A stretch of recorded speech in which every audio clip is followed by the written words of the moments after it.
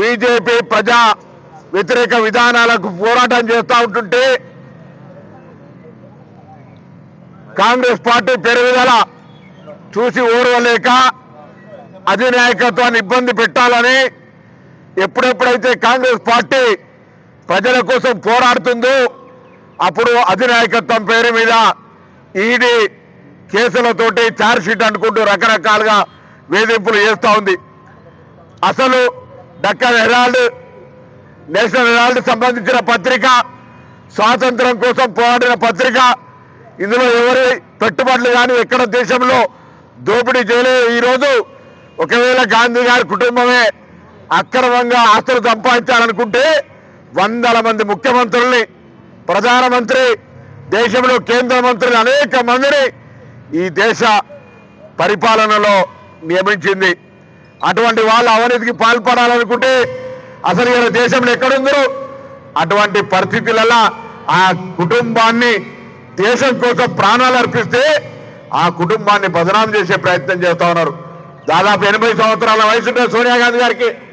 అటువంటి అమ్మను కూడా కావలసిన విచారణ పేజీ మీద వేధిస్తూ ఉన్నారంటే ఎటువంటి రాక్షసత్వంతో వ్యవహరిస్తూ ఉన్నారు ఆలోచన చేయండి. అలా ఈ తానేషాహి నై చలేగా నరేంద్ర మోడీ తానేషాహి అని ఇలా దేశం మొత్తంగా గాంధీ కుటుంబానికి సానుభూతిని వ్యక్తం చేస్తూ ఉంది.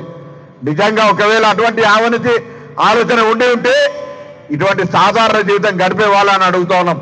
ఈ దేశం కోసం ప్రాణాలు అర్పించి ఈ దేశంలో ప్రజాస్వామ్యం ఉండాలని, రాజ్యాంగాన్ని రక్షించాలని, నరేంద్ర మోడీ ఇచ్చిన వాగ్దానాలు నెరవేర్చాలని పార్లమెంట్లో మాట్లాడుతుంటే మొన్నటి గుజరాత్ లో ప్లీనరీ సభలో నరేంద్ర మోడీ గారిని అడిగితే ఎక్కడ బీజేపీకి దెబ్బ జరుగుతుందో, కాంగ్రెస్ పార్టీ ఎక్కడ పెరుగుతుందో అని నాయకత్వాన్ని అధైర్యపరచడానికి ఇలా వీళ్ళ కేసుల పేరు మీద మరి వాళ్ళ మీద వేధింపులకు గురి చేస్తా ఉన్నారు.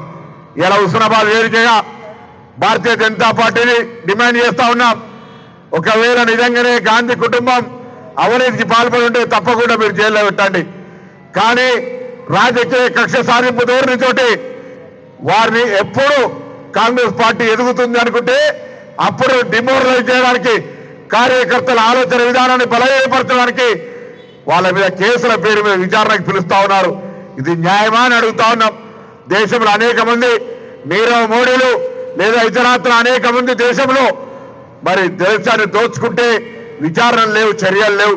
దేశం మొత్తం అన్ని రకాల ప్రభుత్వ సంస్థలు, ఎల్ఐసి, ఎయిర్పోర్ట్లు, పోర్టులు, రకరకాల రైల్వే అన్ని కూడా అదాని అంబానీకి అప్పచెప్తున్నారు.